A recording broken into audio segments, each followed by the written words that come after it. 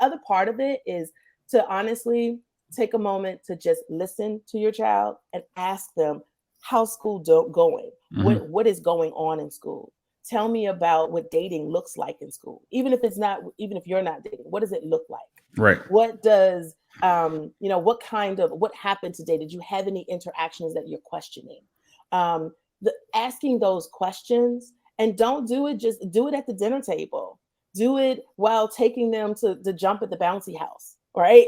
Take them to different places where they can physically be active, and because so it becomes a natural conversation at the same time.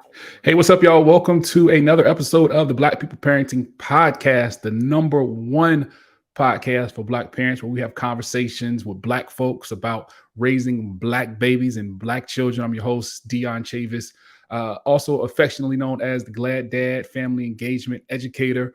Welcome to this episode, real special episode. We got a guest on the pod with us today. I brought along a good woman who's doing some really, really good work out in LA. Dawn L. Brown. She is the president and CEO of the EmpowHer Institute. They are the only gender-responsive organization in LA County that provides a social emotional learning class in Title I schools. Dawn, thank you for coming on the show. It's glad to have you. Glad to see you. Thank you for being here. How are you doing today, ma'am? I'm well. Thank you so much for having me, Dion. Good. So let's hop right into it. I want to know a lot about you. So we want to talk about you and some of the work that you're doing out on the West Coast, out in LA. Tell me just a little bit about your background and how you became involved in the nonprofit space, specifically in working with girls, young girls of color. Yeah, so I actually have 25 years of nonprofit executive management experience. So I've been doing this for a while. And I started my career in New York working with young people involved in the juvenile justice system. So I started doing that, fell in love with working with girls specifically, and began working with sex trafficked girls and women. From there, ended up moving to San Francisco, and then LA, and then Virginia. So I've been all over the country doing this work. What part of Virginia? Alexandria. Okay. I'm originally from Hampton Roads. Okay, awesome. And so I was born and raised in DC. So I'm a DC girl. Got it. And so, yeah, so I have spent my entire career really focusing on social justice, specifically from the lens of race and gender, looking at Black girls, Black and brown girls, and how to support them, and have led several nonprofits throughout the country around this issue. Most of my time has been working with girls involved in the juvenile justice system and gangs, as well as sex trafficked girls. And so it was a natural opportunity, a natural transition to come to EmpowHer and begin to work with girls in the school system. Mm-hmm. So tell me a little bit, how does EmpowHer, how do you all support and kind of empower BIPOC girls in LA? And what inspired you to focus on this particular demographic in this work that you do? Yeah. So EmpowHer, the mission is to really empower girls and young women in marginalized communities by giving them the skills necessary through education, training, and mentorship to become confident, college and career ready. And ultimately, our vision and our goal is all about helping young women break generational cycles of poverty. And we believe the best way to do so is through college and career readiness. And we do all of our work through a social justice lens. So we work through that framework. And so when we're working with our girls, we're not just talking about in general, but we really are conscious and thoughtful of the fact that there is a weight to being a woman in the world, a girl in the world, and then to be a Black girl in the world, right? And a brown girl in the world. Right. And so we really sort of look at things from that lens when we're working with our girls. And so what we do is we actually go into the schools, Title I schools. And for those who don't know, Title I schools are schools where the majority of the young people, at least 60%, qualify for free or reduced lunch. Mm-hmm. And so we go into those schools in LA County. We're working with 13 right now. And we also have a community program on Saturdays, middle and high school. So we start in 7th grade and we work with our girls through the 12th grade. And we teach a social emotional learning class that also is a skills-based class, skills-based learning and mentoring. So they get monthly mentoring, and then the class is a weekly class. And so they are learning everything from how to deal with our emotions, right? How to navigate microaggressions in the workplace. We actually have conversations about that. We talk about financial readiness. And when we talk about it, we don't just say this is what a budget looks like, but we grow with them. We talk about what does money sound like in your house? How do your parents talk about it, right? Because when you are living in a community that is socially, economically challenged, and you are in a poverty-stricken community in an area, and your parents are challenged with funds, the way they talk about money is very different than a family that comes from wealth, right? Absolutely. And so we have to have those conversations first, and then we start talking about how to build generational wealth, how to break those cycles, right? And so by the time they get into the 10th and 11th grade, we give them $100 to buy their first stock. They are learning about cryptocurrency. They're learning about those kinds of things so that they really are breaking those cycles. And we have a social justice STEAM initiative, because we know that STEAM jobs are some of the most lucrative.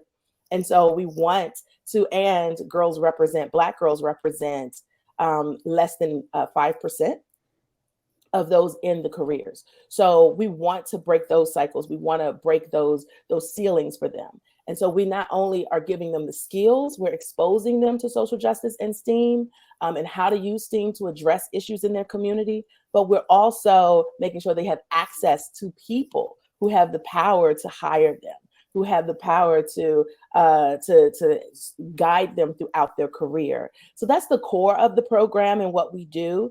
And then in the summertime, we actually, with our high school girls, we help them get employment, and we pay them above minimum wage for work. And for our middle school girls, I love this camp that we created. It's called the Social Justice STEAM Camp, and it's the first and only of its kind in the country. And our middle school girls are actually trained as marine biologists during the summer. They stay on campus, they are snorkeling, they're kayaking, they are studying marine ecology for 3 weeks, and they are comparing the resilience of marine ecology as a result of climate change to the resilience and the impact of climate change on marginalized communities. And they learn coding, and they are actually creating their own projects. And then after 3 weeks, if they're ready, we move them on to the next 2 weeks, where they actually learn how to scuba dive. And they get scuba diving in certifications, as well as learn how to sail, and they stay on a research boat. And when I'm talking about little Black and Latina girls that are 13, 14, 15 years old with scuba diving certification. Right? Nobody else is doing that. But what I love about it is that you get to work with my girls, and we all look the same, and we all go into the water, we get out the water, and our hair looks different, and nobody questions it. Nobody, this is natural to them. They see this as part of just life for them. And so those are the kinds of programs and work that we do, in addition to making sure that our girls get college scholarships. Every girl, 100% of our middle schoolers matriculate into high school, and 100% of our high school girls actually graduate and are accepted into college. Oh, wow. That's dope. So that's who we are. That's what we do, as well as a few other one-off programs. Yeah, that's awesome. One of the things that we've seen since COVID is, particularly in young people, an increase in poor mental health statistics, an increase in suicidal thoughts and behaviors. That was recently highlighted by the CDC's Youth Risk Behavior Survey. And we're seeing that a lot of our young people are struggling, right? Particularly because they don't have a lot of those connections or the skills to make those connections, because a lot of them were out of school for over 2 years, right?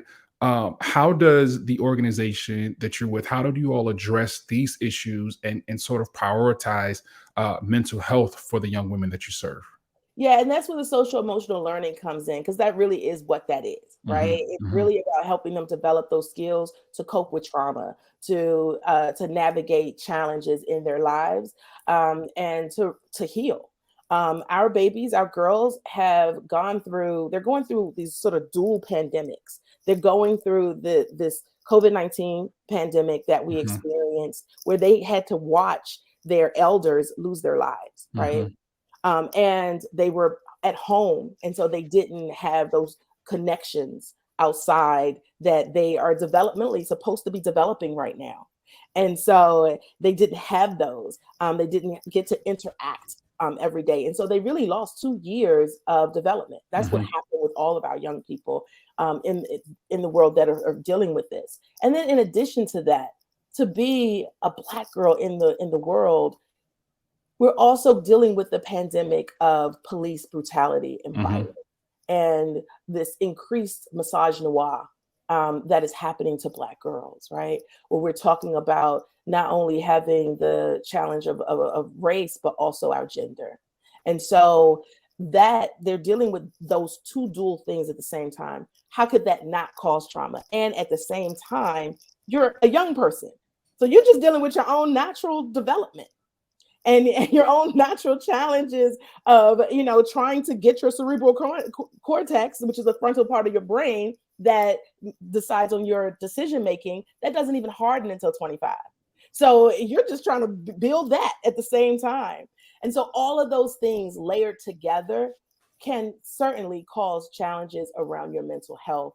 And that's what we try to address with them. And those are the conversations that we're having. We get honest, we get real, we get deep with them, and we let them guide us. We're youth led. And so we let them lead us to what they want to talk about. And what I will say quickly about the organization is that with the CDC study, what they found is that there's basically been a doubling over the past 10 years of suicidal ideation, depression in teens. And then it has been exacerbated even worse and higher with Black youth. Yeah. And so we're seeing about 60%. With our program, 84% of our girls express that they have a higher level of confidence once they complete our program. And their thoughts of harm decrease significantly. And so what we're seeing is an opposite of what the CDC study shows. And the reason for that is because we're talking to them and we're listening to them, which is most important. And then we're helping them build those skills so that they can really navigate what is happening and just cope with it. Now, mental health is something that a lot of parents don't necessarily know how to have conversations about when it comes to their children, right? They don't even know how to handle their own mental health. Better yet, the mental health of their children. Of course, oftentimes we were taught growing up, if you feel like you're depressed and you need to pray about it, you need to pray it away. If you're depressed, I'll give you something to be depressed about. Go in there and wash some dishes, things like that. How can we as parents navigate helping these young people deal with these traumas that they're experiencing right now?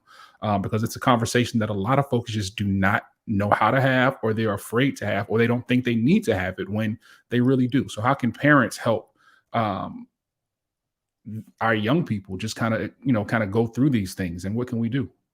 Yeah, I'm glad you brought that up, and I'm glad you brought up specifically the history in our community around mental health and therapy, because we have always been taught to just pray it away, right?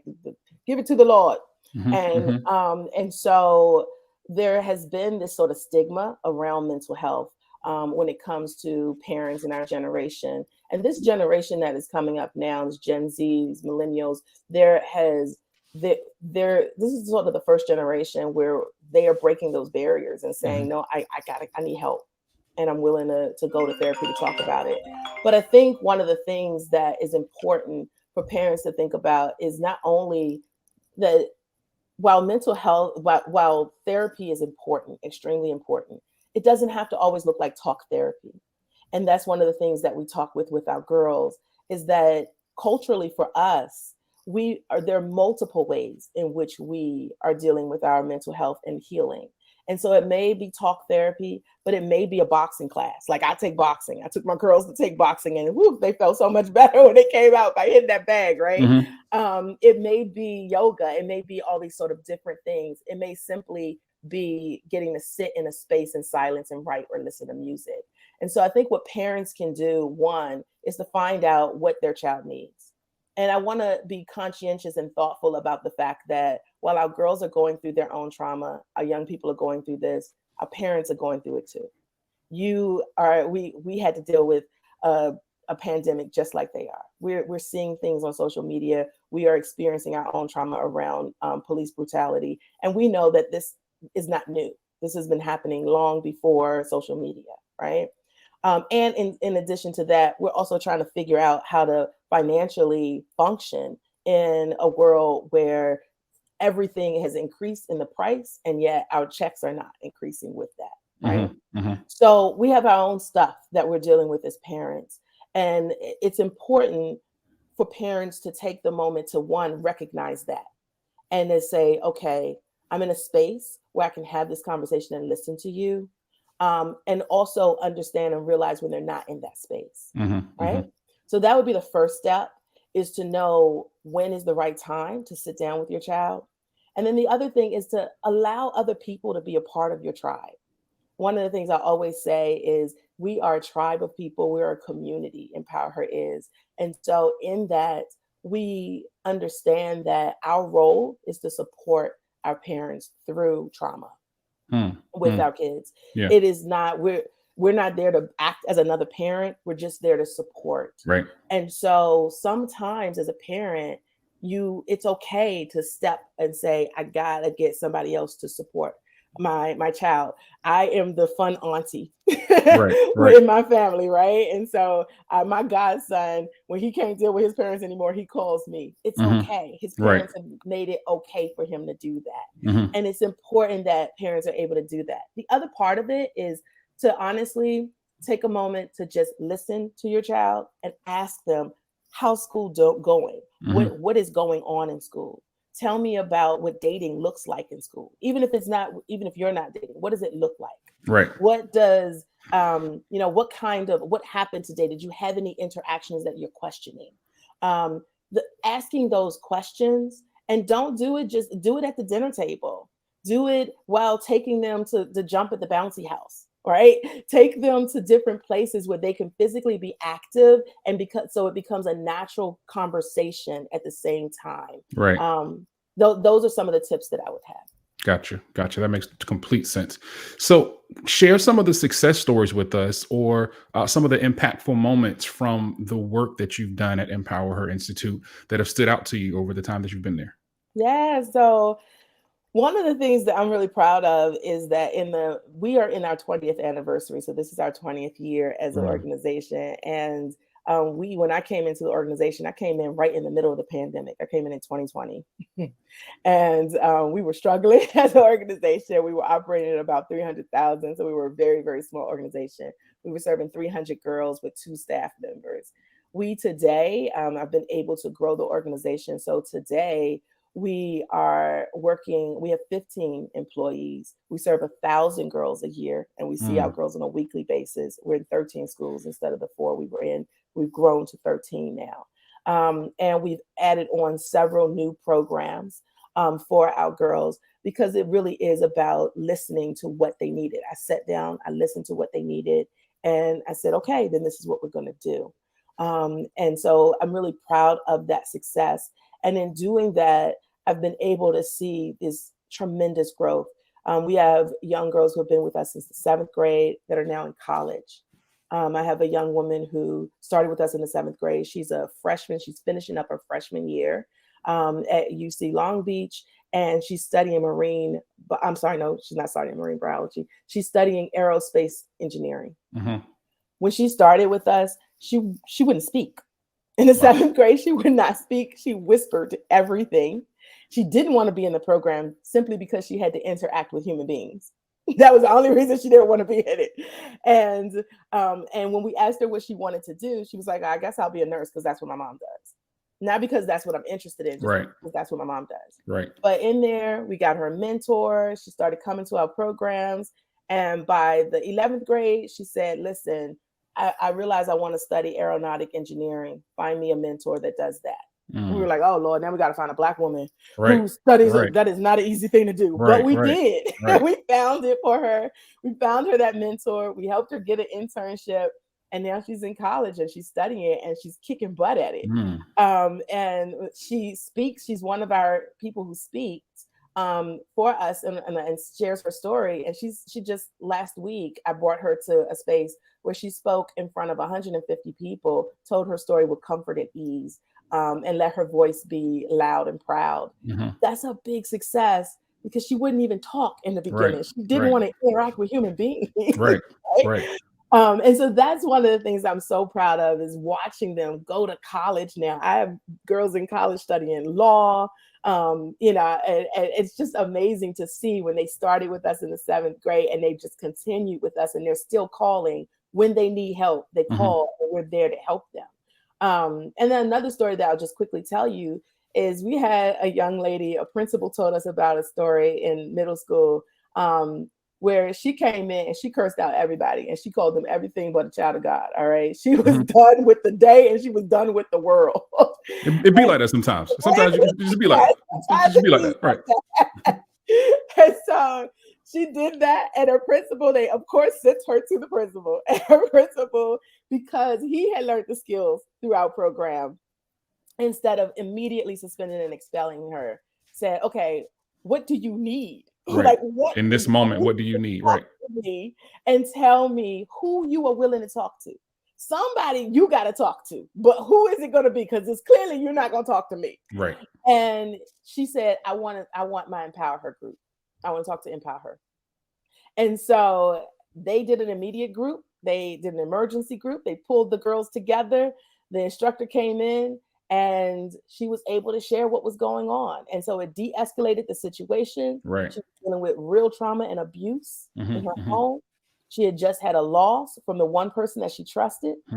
And simply because she said, I want a group, the school listened because they had gone through the training with us. And she was able to get what she needed. And he didn't have to suspend or expel her. What do you think is the biggest issue that Black and brown girls are facing right now? And how can we work together to address them? Yeah, that's a great question. To be very honest with you, I think right now, misogynoir is a big thing. And I think and for those who don't, explain what that is for those who don't know. Yeah, so misogynoir is really a combination of two words, misogyny and noir, which means Black, right? So misogyny is around violence against Black or against women, and then noir means Black women. So that's what it is. At the end of the day, it's about violence and discrimination against Black women specifically. And our girls are going through this, just like the adults are experiencing it in their workplace. Black women are in our relationships, in our everyday function. Our girls are going through it too. And often we're ignoring or forgetting that part of it, that the girls are going through it too, that young women are going through it too. What we don't realize is that girls are being suspended from school and expelled from school simply for being Black girls, simply for having a voice that speaks, that may be a deeper tone, simply for speaking in a period and not a question mark. For having a level of confidence, or for expressing their anger differently or their frustration differently. We just looked at Angel Reese, right? That just happened with LSU. Right. And you have this beautiful Black girl who's extremely talented athlete who did a simple gesture that most athletes do. and yet it became this big thing that she was unsportsmanlike, she was ghetto, she was this and that. And yet I see video of the white girl did the same thing to her in the same game. And everyone said, oh, well, she's just spicy. Right. You know, she just motivates. She's just competitive right? What she is, right. She's just competitive, right? And so it went all the way to our first lady saying, well, let's just let the Iowa girls go. Right. Let's bring them both in. Let's bring them both in. They both did a good job. Right. Never happened before, right? So it was like, I just will not give you this Black school. I will not give you your props, right? I'm going to find a way to tear you down, even in your highest moment. We are seeing that with our girls every day. And those are the conversations that they're having with us. Why is it that this student did this and it wasn't a problem? But when I asked the question, it became a problem in the class. I was told I was disruptive and I was told to leave the class. It's happening. It's happening in their relationships with their partners. It's happening in their homes. They are, even with their parents in their homes, their voices are being dismissed. They're being told, all you got to do is go to school. I got a job. I got a real issue, right? And so they're not being heard. I believe truly misogyny is such a bigger issue than what we want to accept in the world. And then until we take the moment to say, and we know that even Malcolm X said that the most disrespected group was a Black woman, right? And it's true even today. And until we take the time to acknowledge that and really make a real shift around that and the support and the healing of that, we're not going to propel forward as a country and as a world, because Black women play such a big role in how we grow and how we just live. Yeah, very true. We're going to wrap things up in a short, but what advice would you give to parents who are looking to support and empower their Black, brown, and daughters, both personally and, just within the communities? Yes. So I would say, here are the three things I'm going to say. I'm going to say, one is to find out what she's interested in and get her, immerse her in that. Immerse her in experiences. Give her experiences that she would not naturally or normally have had. Let her go to the theater. Let her go to a camp for social justice. Let her learn how to swim, even if you can't, right? So one is to give her these immersive experiences so she knows that there's a world outside of the walls in which she lives. That would be number one. That's good. Number two, take the time to listen to her, find out what she needs. Even when she can't verbalize that, say, okay, I'm going to give you the space to write it down.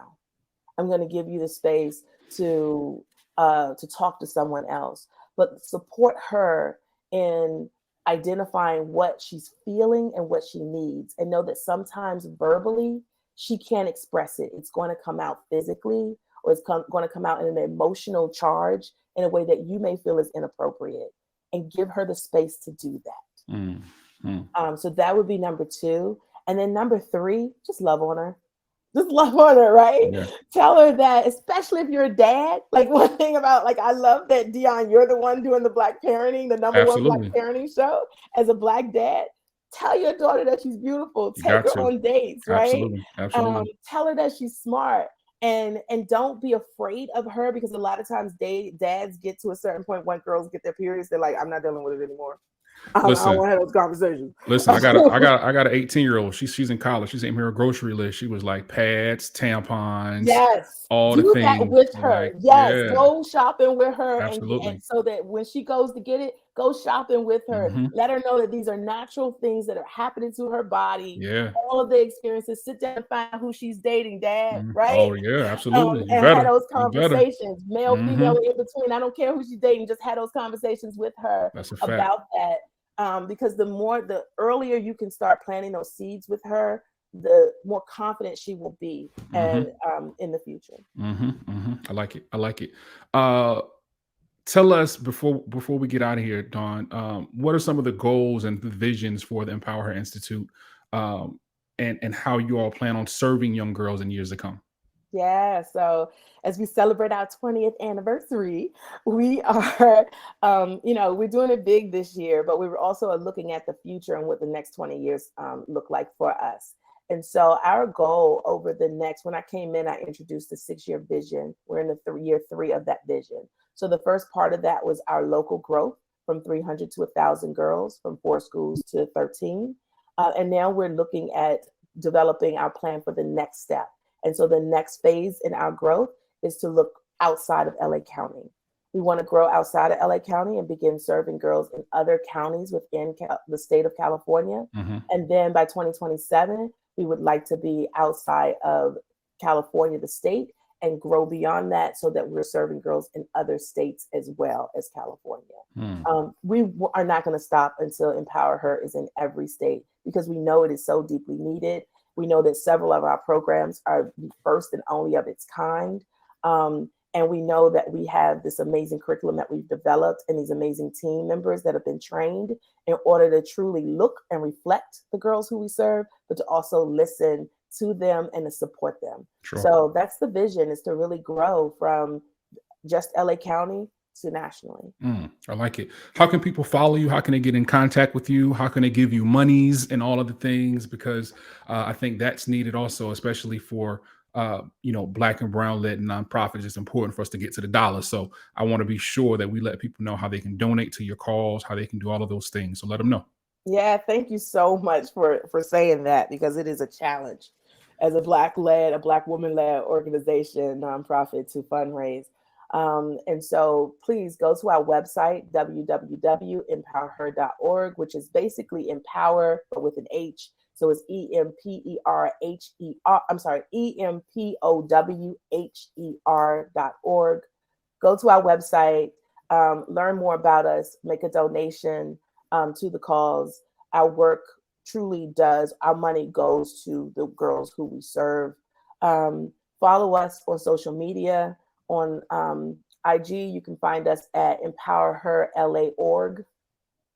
And then also find us on LinkedIn as well. And then follow our YouTube, EmpowHer Institute. Dope. Well, Dawn, thank you so much for joining me on the #1 podcast for Black parents, Black people parenting. It's been a pleasure. Hey, man, if y'all have gotten some value out of this, please feel free to like, share, and subscribe to the podcast. Give it to as many people that need to hear it, because I think this message is going to go a long way. Dawn is doing some really great work and looking forward to some really great things from her and the organization. So, Dawn, thank you so much. It's been a pleasure. And we'll see you on the next episode of Black People Parenting. Like I always say, be sure to take care of your kids, take care of each other, but most importantly, take care of yourself. All right. I'll see you later. Peace.